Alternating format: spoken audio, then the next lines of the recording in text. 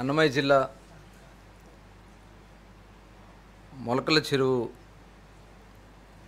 మండలంలో ఈ నెల 3వ తారీఖున డిపార్ట్మెంట్ జరిపినటువంటి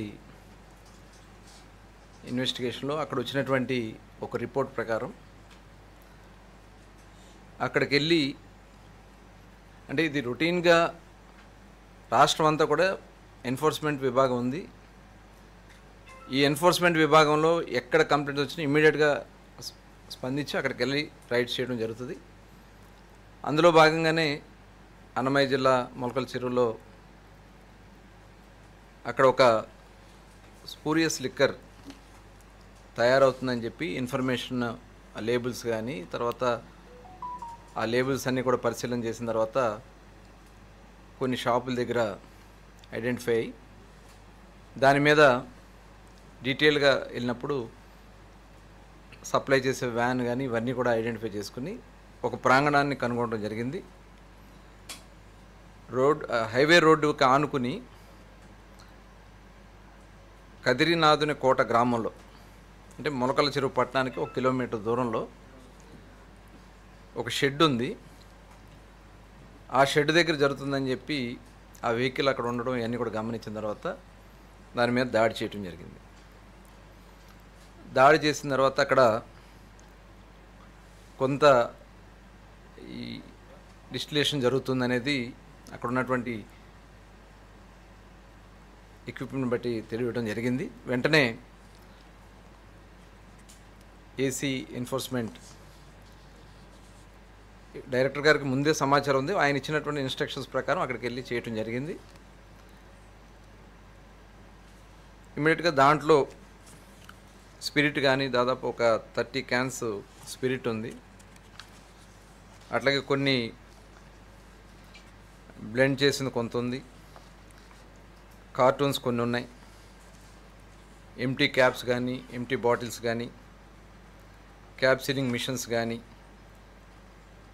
కొన్ని ఫేక్ అన్నీ కూడా వాళ్ళు తయారు చేశారు. కొన్ని ఫేక్ లేబుల్స్ ఇలాంటివన్నీ కూడా తయారు చేసి ఉన్నాయి. అక్కడ ఇమ్మీడియట్గా విచారణ చేసి దీంట్లో ఎవరైతే అద్దేపల్లి జనార్దన్ రావు, కృష్ణా జిల్లా ఎన్టీఆర్ జిల్లా ఇబ్రహీంపట్నం గ్రామానికి సంబంధించినటువంటి వ్యక్తి, ఇతను కనుసన్నలోనే ఇదంతా జరిగిందనేది విచారణలో తెలిసింది. ఆ షాప్ కూడా కొడాలి శ్రీనివాసరావు అనే అతని పేరు మీద వాళ్ళు లీజ్ తీసుకున్నట్లుగా, కట్టా రాజు అనే అతను అక్కడ డైలీ ఫైనాన్షియల్ కానీ అన్నీ కూడా చూస్తూ అక్కడ కొంత డైరీ కూడా మెయింటైన్ చేయడం కదా, అవన్నీ కూడా మన వాళ్ళు తీసుకోవడం జరిగింది. అక్కడ దాదాపు 14 మందిని ప్రాథమికంగా పెట్టడం జరిగింది. తర్వాత ఇంకా కొంతమంది యాడ్ అయ్యారు. దీంట్లో తమిళనాడుకు సంబంధించిన వాళ్ళు కానీ ఒరిస్సాకు సంబంధించి కానీ కొంతమంది కూడా దీంట్లో ఉండడం జరిగింది. అక్కడ వర్క్ చేసే వర్కర్స్ కింద వాళ్ళని ఇమ్మీడియట్గా అరెస్ట్ చేయడం జరిగింది. కొడాలి శ్రీనివాస్ అనే అతను తెనాలి టౌన్ అతను కూడా దీంట్లో ఇన్వాల్వ్ అయ్యాడు. అలాగే కొన్ని షాప్స్ కూడా ఆంధ్ర వైన్స్ అని, రాక్ స్టార్ వైన్స్ అని ఈ 2 షాపులకి ఇక్కడి నుంచి సప్లై వెళ్తున్నట్లుగా తెలిసింది. వెంటనే అక్కడ కూడా ఇమ్మీడియట్గా షాప్స్ అన్నింటిని కూడా సీజ్ చేయడం జరిగింది. దీంట్లో ప్రాథమికంగా కొంతమంది జయచంద్రారెడ్డి అని తమ్మళ్ళపల్లి కాన్స్టిట్యున్సీకి సంబంధించినటువంటి జయచంద్రారెడ్డి కూడా ఉన్నాడని తెలిసింది. అట్లాగే దీనికి లింక్ అయ్యి మన ఇబ్రహీంపట్నం కూడా ఎవరైతే ఇప్పుడు జనార్దన్ ఉన్నాడో, జనార్దన్కి సంబంధించి ఇబ్రహీంపట్నం, ఎన్టీఆర్ జిల్లా ఇబ్రహీంపట్నంలో కూడా అతనికి సంబంధించి షాపులు ఉన్నాయని చెప్పి వాటిని కూడా రైడ్ చేయటం జరిగింది. రైడ్ చేసి వాళ్ళ బ్రదర్ అద్దేపల్లి జగన్మోహన్ రావు, జనార్దన్ వాళ్ళ బ్రదర్ని అతను కూడా అదుపులో తీసుకోవడం జరిగింది. అట్లాగే అక్కడికే ఏఎన్ఆర్ బార్ ఒకటి ఇబ్రహీంపట్నం బార్ అండ్ రెస్టారెంట్ ఉంది. అది అద్దెపల్లి జనార్దన్ రావు పేరు మీద ఉంది షాపు బార్. అట్లాగే ఇంకొక వైన్ షాప్ కూడా దీంతో లింక్ అయ్యిందని చెప్పి దాని మీద కూడా యాక్షన్ తీసుకోవడం జరిగింది. ఇక్కడ కూడా వెనక ఒక షాప్లో ఇక్కడ కూడా కొంత ఈ స్పిరిట్ తెచ్చి కొంత బ్లెండ్ చేస్తారనే సమాచారంతో అక్కడ కూడా రైడ్ చేశారు. అక్కడ కూడా ఇలాంటివే తీసుకోవడం కూడా జరిగింది. ప్రభుత్వం చాలా సీరియస్గా, ఎందుకంటే గవర్నమెంట్ వచ్చిన దగ్గర నుంచి కూడా మనం చూస్తే బోర్డర్ చెక్ పోస్టులు కానీ, అలాగే ఎన్ఫోర్స్మెంట్ వింగ్ గతంలో సెబ్ కింద చేస్తారు మొత్తం కూడా.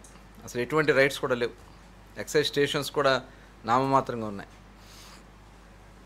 మేము వచ్చిన తర్వాత, మన కూటమి ప్రభుత్వం వచ్చిన తర్వాత చాలా స్ట్రిక్ట్గా ఎన్ఫోర్స్మెంట్ని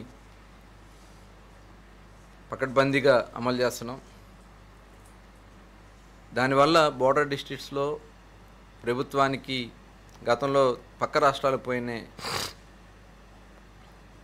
వెళ్ళినటువంటి పరిస్థితి ఉంటే ఇవన్నీ కూడా మనకి రావడం వల్ల బోర్డర్ డిస్ట్రిక్ట్లో 30-40% పైనే గ్రోత్ వచ్చింది అక్కడ. అట్లాగే బ్రాండ్స్ అన్నీ కూడా తీసుకొచ్చాం. గతంలో చాలా బ్రాండ్స్ లేవు. ఇప్పుడు మల్టీనేషనల్ కంపెనీస్ అందరితో మాట్లాడుతాం, ఆ బ్రాండ్స్ అన్నీ మనకు రావడం. అలాగే సామాన్యుడికి కూడా అందుబాటులో ఉండే విధంగా 99 రూపాయలకే క్వాలిటీతో కూడుకున్నటువంటి లిక్కర్ని కూడా సప్లై చేస్తూ ఉన్నాం. ఇవన్నీ కూడా చేస్తుంటే ఎన్ఫోర్స్మెంట్ అనేది చాలా పకడ్బందీగా అమలు చేస్తున్నాం. దానివల్ల ఎక్కడ కూడా ఇప్పటివరకు లాస్ట్ మంత్లో ఇలాగే ఒకటి వస్తే ఇమీడియట్గా కర్ణాటకకి వెళ్ళారు, ఒరిస్సా, అన్నిటి కూడా స్టేట్స్ చూసుకుని తెలంగాణలో దీనికి లింక్ చూసుకుని తెలంగాణ దగ్గర 40 మందిని Telangana government, Orissa government, Karnataka government అందరూ కలిసి 40 మంది మీద కేసు రిజిస్టర్ చేయడం జరిగింది. సంబంధిత స్పిరిట్ సప్లై చేసే డిస్టిలరీని కూడా సీజ్ చేయడం జరిగింది. ఇవాళ ప్రభుత్వం చాలా స్ట్రిక్ట్గా ఉంది. ఇలాంటివి వచ్చినప్పుడైతే ఇమీడియట్గా యాక్షన్స్ తీసుకుంటున్నాం. ఈ సమాచారం కూడా డిపార్ట్మెంట్ పెట్టినటువంటి నిఘాలో మొత్తం కూడా బయటకు వచ్చినటువంటి విధానం. కానీ దీన్ని రాజకీయం చేయాలని వాళ్ళు చూస్తూ ఉన్నారు. ఇది చాలా దురదృష్టకరం. గతంలో డిస్టరీస్ని హ్యాండ్ ఓవర్ చేసుకున్నారు, బ్రాండ్లని రాష్ట్రానికి రాకుండా చేశారు. ఇవాళ మా ప్రభుత్వం వచ్చిన తర్వాత, కూటమి ప్రభుత్వం వచ్చిన తర్వాత పకడ్బందీగా డిపార్ట్మెంట్ చేస్తూ ప్రజల ఆరోగ్యాన్ని కాపాడుతూ ఇవాళ దగ్గర 5 ప్రాంతాల్లో ల్యాబులు పెట్టి ప్రతిదీ ఈఎన్ఏ దగ్గర నుంచి షాపుకి వచ్చే వరకు టోటల్ ట్రాక్ అండ్ ట్రేస్ సిస్టంలో పెట్టుకుని ల్యాబ్స్లో చెక్ చేసి ప్రజలకి నాణ్యమైనటువంటిది అందిస్తాను. ఇవాళ దీన్ని వీళ్ళు మాట్లాడుతున్నటువంటి విధానం, ఎందుకంటే చంద్రబాబు నాయుడు గారు సీఎం గారు రివ్యూ చేయడం జరిగింది. వెంటనే దీంట్లో ఎవరు ఇన్వాల్వ్ అయినా సీరియస్గా ఉండమని చెప్పడం జరిగింది. దాని మీద మేము చాలా పకడ్బందీగా చేస్తున్నాం. ఇందులో జయచంద్రారెడ్డి తెలుగుదేశం పార్టీకి సంబంధించి ఉన్నాడని చెప్పి తెలిసిన ఇమీడియట్గా సస్పెండ్ చేయడం జరిగింది. పార్టీ నుంచి సస్పెండ్ చేశాం. ఇంకా ఎవరన్నా ఉన్నా సరే, డిపార్ట్మెంట్ నిర్లక్ష్యం ఉన్నా సరే, ఎందుకంటే అధికారులు కూడా ఎప్పటికప్పుడు నిఘా పెట్టాల్సినటువంటి అవసరం ఉంది. కింద ఏం జరుగుతుందనేది ఇంటెలిజెన్స్ చేయాల్సినటువంటి అవసరం ఉంది. కాబట్టి సంబంధిత ఎస్హెచ్ఓని కూడా సస్పెండ్ చేయడం జరిగింది. ఇదే కాదు, ఇంకా ఎవరైనా ఉన్నా సరే, అధికారులు ఎవరైనా నిర్లక్ష్యం వహించినా సరే ఎటువంటి పరిస్థితుల్లో టాలరేట్ చేసే సమస్య లేదు. అలాగే ఇవాళ నేను వైఎస్ఆర్ పార్టీ నాయకులను అడుగుతా ఉన్నా, కొడాలి శ్రీనివాసరావు వైఎస్ఆర్ పార్టీ తెనాలి కాన్స్టిట్యున్సీకి సంబంధించి ఆయన బూత్ కన్వీనర్. సస్పెండ్ చేశాడా జగన్మోహన్ రెడ్డి గారు? ఈ కేసుకు సంబంధించి ఇది ఒకటే. గతంలో మనం చూసుకున్నట్టయితే స్పూరియస్ లిక్కర్ తీసుకొచ్చి ఎలక్షన్స్లో కేసుల్లో ఉన్నటువంటి వ్యక్తులకు మీరు టికెట్లు ఇచ్చి వాళ్ళ మంత్రులు కూడా చేసినటువంటి సందర్భం ఉంది. కాకాన గోవర్ధన్ రెడ్డి గారిని కానీ ఇలా కొంతమంది నాయకుల్ని మీరు తీసుకొచ్చి మీరు వాళ్ళ మాట్లాడుతూ ఉన్నారంటే ఎంతకంటే సిగ్గుచేటు ఉందా? కేవలం శవరాజకీయాలు చేయడానికి వాళ్ళ జగన్మోహన్ రెడ్డి గారు బయలుదేరుతూ ఉన్నాడు. ఆయన జీవితమే శవయాత్రతో స్టార్ట్ అయింది. తండ్రి రాజశేఖర రెడ్డి గారు చనిపోతే ఆ రోజున చూసాం, సంతకాల సేకరణ చేసుకుని ముఖ్యమంత్రి అవ్వడం కోసం సంతకాల సేకరణ. తర్వాత ఎవరు ఎట్లా చనిపోయినా 600 మంది కేవలం తండ్రి గారి మరణం తట్టుకోలేక చచ్చిపోయారని చెప్పి ఓదార్పు యాత్రతో పేరుతో రాష్ట్రం అంతా శవరాజకీయం చేశారు. ఇవాళ కూడా ఫేక్ వార్తలు ప్రచారం చేస్తూ ఉన్నారు. ఇవాళ ఆయన మాట్లాడుతూ ఉన్నాడు, ప్రతి 3 బాటిల్కి 1 బాటిల్ స్పూరియస్ లిక్కర్ ఉందని చెప్పి మాట్లాడుతూ ఉన్నారు. ఎస్, రండి జగన్మోహన్ రెడ్డి గారు, మీరు చెప్తున్నారు కాబట్టి రండి, ఎక్కడుందో చెప్పండి. ఎన్ఫోర్స్మెంట్ విభాగం సిద్ధంగా ఉంది, ప్రభుత్వం సిద్ధంగా ఉంది. ఇలాంటిది ఎక్కడున్నా సరే యాక్షన్స్ తీసుకోవడానికి సిద్ధంగా ఉంది. ప్రూవ్ చేయకపోతే ఖచ్చితంగా దీని మీద విచారణకి ఎదుర్కోవడానికి మీరు సిద్ధంగా ఉన్నారని చెప్పి నేను అడుగుతా ఉన్నా. ఫేక్ ప్రచారాలు చేసి ప్రజల్లో భయభ్రాంతులు సృష్టించాలని మీరు ప్రయత్నం చేస్తున్నటువంటి విధానాన్ని చూస్తే ఎంత దుర్మార్గమైనటువంటి ఆలోచనతో జగన్మోహన్ రెడ్డి గారు ఉన్నారనే దానికి ఇదే ఒక నిదర్శనం. ఇదే కాదు, మీరు టెలికాన్ఫరెన్స్లో పెట్టి మీ నాయకులకి ఎవరు ఎలా చనిపోయినా దీంతోనే లింక్ చేయండి అని చెప్పి ఇవాళ మీరు ఒక 4 మీ సోషల్ మీడియాలో మీ పేపర్లో మీరు తప్పుడు ప్రచారాలు చేస్తూ ఉన్నారు.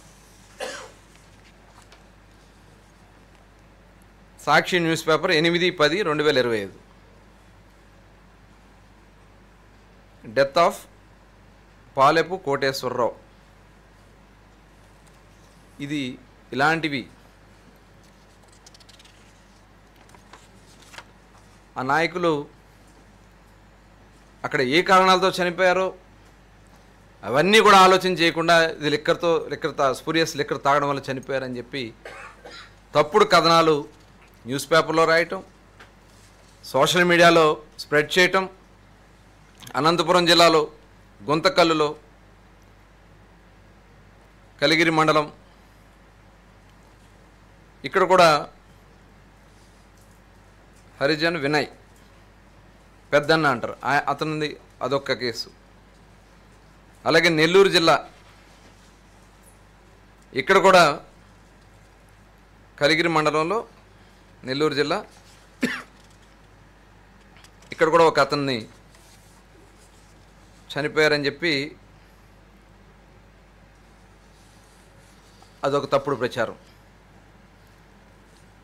అట్లాగే ఇది మొలకల చెరువు అన్నమయ్య జిల్లా ఇక్కడ కూడా వెంకటరామప్ప ఇది కూడా సోషల్ మీడియాలో పేపర్లో మీరు స్ప్రెడ్ చేస్తూ ఉన్నారు. ప్రభుత్వం ఎంత నిబద్ధతతో ఉందనే దానికి ఇవన్నీ కూడా ఎఫ్ఐఆర్లు కట్టాం. మీరు తప్పుడు కథనాలు తప్పుడు వార్తలు రాసినా నిజాలు నిగ్గు తెలుస్తాం. ఇందుట్లో ఇలాంటి పాత్రలు ఉన్నాయంటే స్పూరియస్ లిక్కర్ పాత్ర ఉందంటే డెఫినెట్గా సంబంధిత ఎవరైతే ఇన్వాల్వ్ అయి ఉన్నారో వాళ్ళందరి మీద కూడా చర్యలు తీసుకోవడం జరుగుతుంది. ఇవాళ ఇలాంటివి తప్పుడు కథనాలు తప్పుడు వార్తలు రాసే మటుకి ప్రభుత్వం కూడా సీరియస్గా ఉంటుంది. ఎవరైతే ఇలాంటి స్ప్రెడ్ చేస్తూ ఉన్నారో వాళ్ళకి తప్పకుండా డిపార్ట్మెంట్ పరంగా మేము అడుగుతాం. వాళ్ళని మీకున్నటువంటి ఆధారాలు ఏంటో చూపించమని మేము అడుగుతాం. ఆధారాలు చూపించిన ఎడల వాళ్ళ మీద డెఫినెట్గా ఐపీసీ సెక్షన్ 353 ప్రకారం అది ప్రింట్ అవ్వచ్చు, ఎలక్ట్రానిక్ మీడియా అవ్వచ్చు, బిఎన్ఎస్ 353 ప్రకారం తప్పుదారి పట్టిస్తాం, ప్రజల్ని తప్పుదారి పట్టించి అల్లర్లు సృష్టించడానికి ప్రయత్నం చేసిన దాని కింద విచారణ ఎదుర్కోవడానికి సిద్ధంగా ఉండాలి. అలాగే 356 ప్రభుత్వాన్ని ప్రతిష్టని ఇబ్బంది పెట్టే పరిస్థితి చేయడానికి చేస్తున్నారు కాబట్టి దాని మీద కూడా 356 కూడా మేము సెక్షన్స్ ఉన్నాయి. ఇంకా అదర్ సెక్షన్స్ కూడా చాలా ఉన్నాయి. తప్పుడు కథనాలు, తప్పుడు వార్తలు రాసే మటుకి ఎక్కడా కూడా ఉపేక్షించే సమస్య లేదు. అది సోషల్ మీడియా అవ్వచ్చు, ప్రింట్ మీడియా అవ్వచ్చు, ఎలక్ట్రానిక్ మీడియా అవ్వచ్చు. ఒక ఉద్దేశపూర్వకంగా ఆ ప్రాంతాల్లో రెచ్చగొట్టే కార్యక్రమాలకి చేస్తే మటుకి ఎవరిని ఎట్టి పరిస్థితుల్లో ఉపేక్షించే సమస్య లేదని కూడా తెలియజేస్తాను. నేను ఈ సందర్భంగా జగన్మోహన్ రెడ్డి గారిని అడుగుతా ఉన్నా, గత ప్రభుత్వంలో మీరు పనిచేసినప్పుడు దగ్గర 29 కేసులు కూడా కట్టున్నాయి. దగ్గర అప్పుడు కూడా సీజ్ చేశారు. కల్తీ మద్యం కేసులు ఉన్నాయి. జగన్మోహన్ రెడ్డి గారు చెప్తున్నారు మేము ఎక్కడ కల్తీ కేసులు ఎక్కడా లేవు, కల్తీ మద్యం ఎక్కడా చేయలేదని. కొంతమంది దుర్మార్గులు ఉంటారు, వాళ్ళు చూసాం కదా, వాళ్ళ నైజం ఎలా ఉంటుంది, మీ నైజం ఎలా ఉంటుంది అలాంటి నైజం ఉంటారు. డెఫినెట్గా ఎన్ఫోర్స్మెంట్ వింగ్ దాని మీద ఉంటుంది. అదే కాకుండా 1914లో కూడా ఇలాంటి కార్యక్రమాలు జరిగినాయి అనేది అనుమానం కలుగుతుంది. డెఫినెట్గా మళ్ళీ ఒకసారి అవన్నీ కూడా వెనక పునరావృతంగా బయటకు తీస్తాం. టోటల్ ఇందుట్లో ఎవరు ఇన్వాల్వ్ అయ్యి ఉన్నా వదిలిపెట్టే సమస్య లేదు. 1924లో కూడా ఇప్పుడు ఉన్నటువంటి విధానాలు చూస్తూ ఉంటే, ఎందుకంటే వీళ్ళందరూ కూడా వాళ్ళ నుంచి వచ్చిన వాళ్ళే.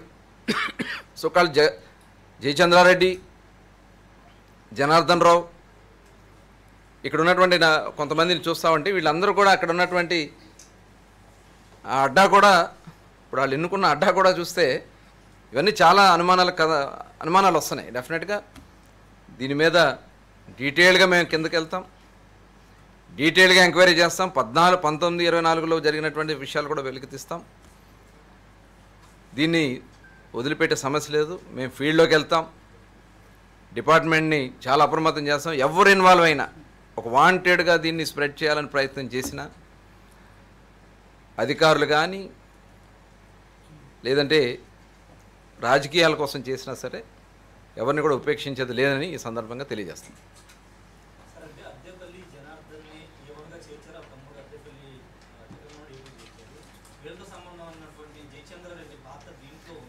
అంటే ఇప్పుడు ఈయన రావాలి, ఇతను ఎవరైతే జనార్దన్ రావు, ఇప్పుడు ఎందుకంటే అక్కడ అంతా ఎస్టాబ్లిష్ చేయడం కానీ ఇవన్నీ కూడా జనార్దన్ రావు చేశాడు అనేది మనకు వచ్చినట్టు ప్రాథమికంగా. జనార్దన్ రావు వచ్చిన తర్వాత విచారణ చేసిన తర్వాత దాన్ని బట్టి ఎలా ముందుకెళ్ళాలనేది ప్లాన్ చేస్తాం.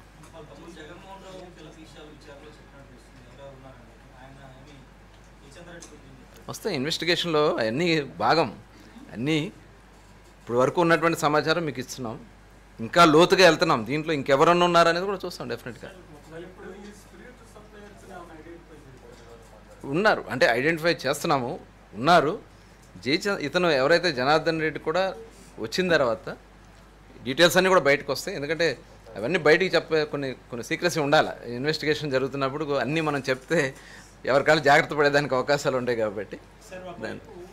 గత ప్రభుత్వంలో బాల్స్లో ఇబ్బందులు అవకతవకలు జరిగాయని 3,000 కోట్లు జరిగింది విచారణ చేస్తూ కీలకమైన వ్యక్తిని అరెస్ట్ చేస్తూ, మరొక వైపు మీ ప్రభుత్వం వచ్చిన 15 నెలల తర్వాత నియంత్రణ లేకుండా ఇంత పెద్ద ఎత్తున డంపు దొరికితే ప్రభుత్వం నైతికతకి ఇబ్బంది లేదా? ఒకటి. రెండోది, ఆధారాలతో సహా బయటపడిన తర్వాత మీరు సెక్షన్ 353, 355 పెట్టి అరెస్టులు చేస్తామని బెదిరించండి ఎలా చూడాలి? అంటే ఇప్పుడు తప్పుడు కథనాలు రాయకూడదు కదా.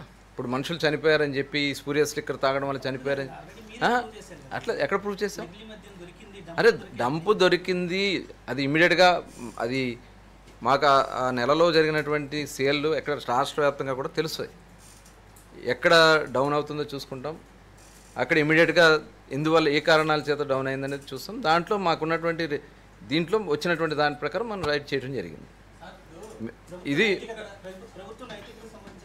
అరే ఇది భాగమే కదా, ఎన్ఫోర్స్మెంట్ వింగ్ భాగమే కదా ఇది. ఇప్పుడు ప్రభుత్వం బాధ్యత ఏంటి? ఎన్ఫోర్స్ చేయాలి. ఎన్ఫోర్స్ చేశాం కదా. 15 నెలలు ఇది ఎవరు 15 నెలలు అంతకుముందు లేదు కదా. అన్ని షాపుల్లో వాళ్ళు చెప్తున్న ఆరోపణ అరే వాళ్ళు చెప్పేది రాష్ట్రంలో అన్ని షాపుల్లో దీన్ని పెట్టి అమ్మారు. దీని ద్వారా ప్రజలు మీరు ఏదైతే వైసీపీ మా- గవర్నమెంట్ ఎంతమంది ఆరోగ్యాలు దెబ్బతిన్నాయన్నారో అంతకు మించిన రెట్టింపు స్థాయిలో అరే ఇప్పుడు అట్లా కదండి, మా దృష్టికి వచ్చిన వెంటనే మేము రైడ్ చేసాము. ఇది ఎంతకాలం నుంచి జరిగిందనేది కూడా పూర్తి వివరాలు వస్తాయి, మీకు చెప్తాం అన్నీ కూడా. మీరు ఇప్పుడే దాన్ని ఇప్పుడు 15 నెలలుగా జరిగిందనేది వాళ్ళు చెప్పినట్టు మాట్లాడితే ఎట్లా మనం? ఇది మాకు సేల్ తెలుస్తుంది, నేను చెప్తున్నా కదా. అందుకనే మా సేల్ డీటెయిల్స్ కూడా మీకు ఇస్తాం, కావాలంటే మీడియాకి ఇస్తాం. ఏ నెలలో ఎంత సేల్స్ ఉంటాయి, ఎన్ని కేసులు సేల్స్ ఉన్నాయి, ఆ డిపోస్లో వస్తాయి, ఏ షాప్కి ఎంత ఎన్ని అనేవి వస్తాయి. దాంట్లో ర్యాండమ్గా తగ్గింది, సెప్టెంబర్ నెలలో తగ్గింది. ఆ సెప్టెంబర్ నెలలో తగ్గిన దాని ప్రకారం మేము చూసుకుని అక్కడ నిఘా పెడితే మొత్తం బయటకు వచ్చింది. ఎస్హెచ్ఓ కూడా నిర్లక్ష్యం ఉంది కాబట్టి ఆవిడ సస్పెండ్ చేయడం జరిగింది.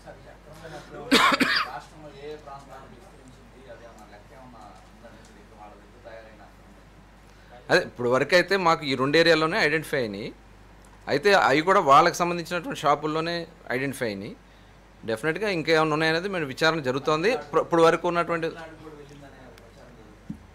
ప్రచారంలో ఉన్నాయి, ఎందుకంటే విచారణ జరుగుతుంది కాబట్టి అలాంటిది ఏదైనా ఉన్నా మీకు అన్నీ కూడా వివరిస్తాం. నెక్స్ట్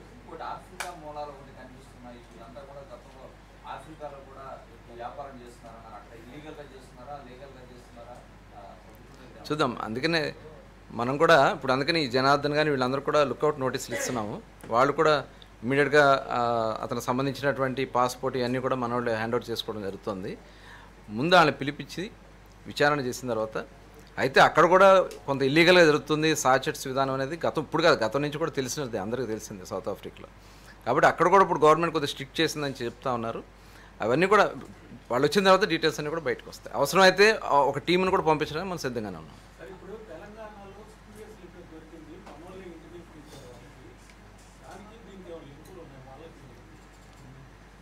అదే అందుకని ఇప్పుడు స్పిరిట్ అనేది ఎక్కడి నుంచి వచ్చింది ఏంటనేది కొంత సమాచారం వస్తుంది.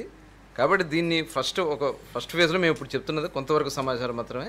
ఇంకా డీటెయిల్డ్ ఇది మీకు ఇస్తాం.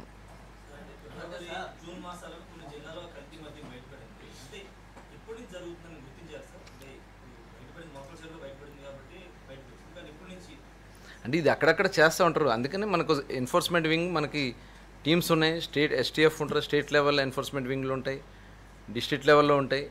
వీళ్ళందరూ కూడా ఎప్పటికప్పుడు దీని మీద నిఘా పెడతా ఉంటారు. ఇప్పుడు ఏదైతే మనం స్పూరియస్ లిక్కర్ కానీ లేకపోతే ఐడి అవును, అందుకని నిఘా విభాగం ఎస్టీఎఫ్ వింగ్ వర్క్ చేయబట్టే కదా, ఎన్ఫోర్స్మెంట్ వింగ్ పని చేయబట్టే కదా ఇవాళ ఇదంతా కూడా మన బయటకు అదే ఎన్ఫోర్స్మెంట్ వింగ్ తనిఖీలు చేసింది కదా, తనిఖీలు చేశారు. తనిఖీలు చేసినట్లు ఇది దొరికింది. ఇది ఎంతకాలం నుంచి జరుగుతుంది, దీని ఎవరి నిర్లక్ష్యం ఉందనేది విచారణలో బయటకు వస్తుంది. హిమబిందు రెడ్డి అంటే ఆ అమ్మాయి పరిధిలో ఆ షాప్ అన్నీ కూడా అమ్మాయి పరిధిలో ఉంటాయి. వాళ్ళు చూసుకోవాల్సిన బాధ్యత వాళ్ళకు ఉంది. అందుకనే వాళ్ళ డిపార్ట్మెంట్ అందరికి కూడా మేము ఇన్స్ట్రక్షన్స్ ఇచ్చాం. ఎట్టి పరిస్థితుల్లో ఎక్కడ ఏది జరిగినా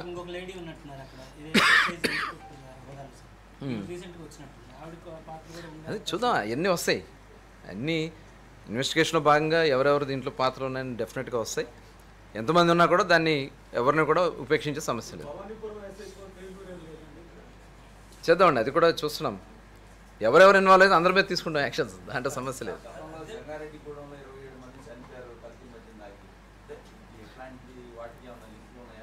అది వీళ్ళు ఇప్పుడు ఈ నాయకులు సోకాళ్ళు జగన్మోహన్ రెడ్డి గారు అసలు మాట్లాడే అర్హత లేదు. ఎందుకంటే వాళ్ళ టైంలో జరిగినటువంటి సంఘటనలు కానీ వాళ్ళ టైంలో వాళ్ళ నాయకులను కాపాడుకున్నటువంటి విధానం కానీ మనం చూసాం. ఇవాళ మేము ఆ విధానంలో జంగారెడ్డిగూడెంలో ఆ రోజు చనిపోయిన వాళ్ళు పోయారు, ఇంకెందుకు దాని గురించి అని మాట్లాడిన నాయకులు వాళ్ళు వచ్చి ఏదో డ్రామాలు చేస్తూ ఉన్నారు. ఎవరి మీద కేసు కట్టారు చెప్పమనండి వాళ్ళని. జంగారెడ్డిగూడెంలో అక్కడ కల్తీ మద్యం తాగి చనిపోయినప్పుడు ఎవరి మీద వీళ్ళు కేసులు కట్టారు? గతంలో చాలా సంఘటనలు జరిగినాయి. అందుకనే మళ్ళీ అవన్నీ కూడా అవసరమైతే రీఓపెన్ చేయడానికి విచారణలో ఉన్నాయి, సిట్ జరిగే విచారణలో ఉన్నాయి. ఇంకేదైనా ఉన్నా కూడా మేము డిపార్ట్మెంట్ పరంగా కూడా ఈ లైన్లో ఎక్కడైనా జరిగి ఉన్నాయా ఏంటనేది, దీంట్లో ఎవరు ఇన్వాల్వ్ అనేది కూడా బయటికి తీస్తాం. అంటే లాస్ట్ మేము ఇప్పుడు 15 నెలల వరకు మేము చాలా ప్రశాంతంగా ఎక్కడ కూడా జరగకుండా డిపార్ట్మెంట్ చాలా స్ట్రిక్ట్గా చేసుకుంటూ వచ్చాం. వస్తున్నాయి కాబట్టి మళ్ళీ మా డిపార్ట్మెంట్ మేము అలర్ట్ చేసుకుంటాం. గతంలో ఎవరైనా ఇలా చేస్తుండే బట్టి వాళ్ళ మీద యాక్షన్స్ తీసుకుంటాం. లేదు, డిపార్ట్మెంట్ నుంచి సామాన్యంగా ఉండదు. ఇది ఏంటనేది ఒకసారి విచారణ చేసుకున్నాక డీటెయిల్స్ వచ్చిన తర్వాత ఎవరి ఇన్వాల్వ్మెంట్ ఉన్నా యాక్షన్స్ తీసుకుంటాం.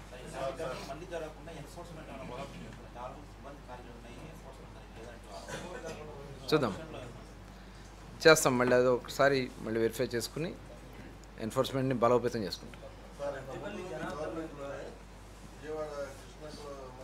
అవును, వాళ్ళే మూసేసుకున్నారు కదా కేసుని. విష్ణుకు సంబంధించినటువంటి షాప్లో చనిపోయారు, ఆయనకే మళ్ళీ ఎమ్మెల్యే టికెట్ ఇచ్చి గెలిపించుకున్నాడు కదా. ఇవాళ జగన్మోహన్ రెడ్డి గారు మాట్లాడుతూ ఉన్నాడు. అదే అవును, అందుకని అప్పుడు కేసు కట్టాం కదా అతని మీద. వాళ్ళు దాన్ని మేనేజ్ చేసుకున్నారు.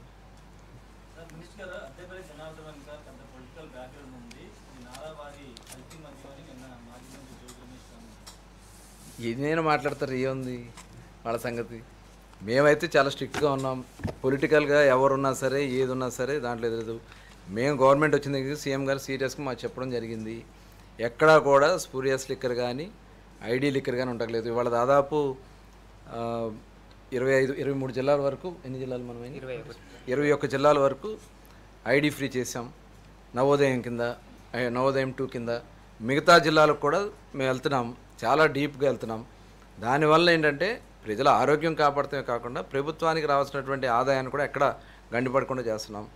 అట్లాగే వచ్చిన వెంటనే మొత్తం అన్ని బ్రాండ్స్ను కూడా రాష్ట్రంలో తీసుకొచ్చాం. గతంలో ఎన్ని బ్రాండ్స్ ఉన్నాయో అది అందరికీ తెలిసిందే. రేట్లన్నీ కూడా పక్క రాష్ట్రాలతో ఈక్వల్గా తీసుకొచ్చాం. దానికన్నా కూడా తక్కువే ఉన్నాయి. దానివల్ల ఏంటంటే గతంలో పక్క రాష్ట్రాల నుంచి మన రాష్ట్రాలకు వచ్చేది తగ్గిపోయింది. అది సాక్షాత్తు పక్క రాష్ట్రాల వాళ్ళే వస్తూ ఉన్నారు. ఎలా ఉంది అని చెప్పి స్టడీ చేయడానికి కూడా పక్క రాష్ట్రాల నుంచి మన రాష్ట్రానికి వస్తున్నారు. ఎందుకంటే అంత పకడ్బందీగా చేస్తున్నాం. మరింత బలోపేతం. ఇది ఎన్ఫోర్స్మెంట్ రొటీన్లో భాగంగానే మేము ముందుకెళ్తాం. ఇలాంటివి వచ్చినప్పుడు సీరియస్గా ఉంటాం, దాంట్లో సమస్యలు. ఓకే, థ్యాంక్ యూ అండి.